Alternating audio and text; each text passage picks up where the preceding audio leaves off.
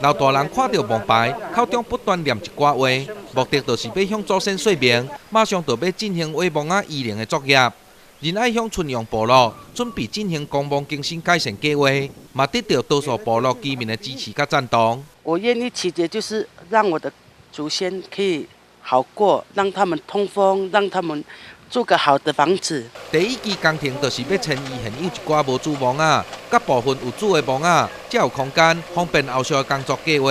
只是怪手安尼话，有部分部落居民对此产生疑虑，认为是对祖先非常的无礼貌。挖掘的时候，因为那个包商他不是赛的客人，这么一挖的话我们是比较担忧说，这个是算是遗灵啊。有一些老人家就讲说，跟我们的这个家族的先人要稍微对话一下，然后呢，透过祷告。过去没有挖过坟墓这边就说有一些老人。是不是用过去的原住民的习惯，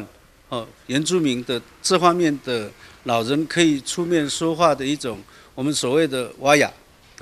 来配合，来帮忙公所来做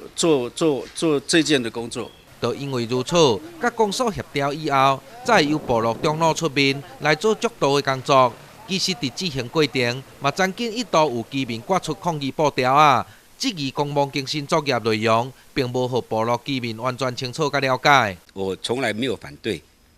公墓要去进行一个改建，只是我希望在改建的过程之中，它的一个改建的一个规划的一个内容是符合我们部落的一个共识，还有可以真正的可以满足我们部落的一个实际的一个需求。加在伫村长的协调下，公所甲部落居民重新搁进行沟通。暂时化解村民的不满甲疑虑。后续还会开第3次说明会呢。就整个包括做草图的问题纳古墙的问题，包括公墓更新的这些计划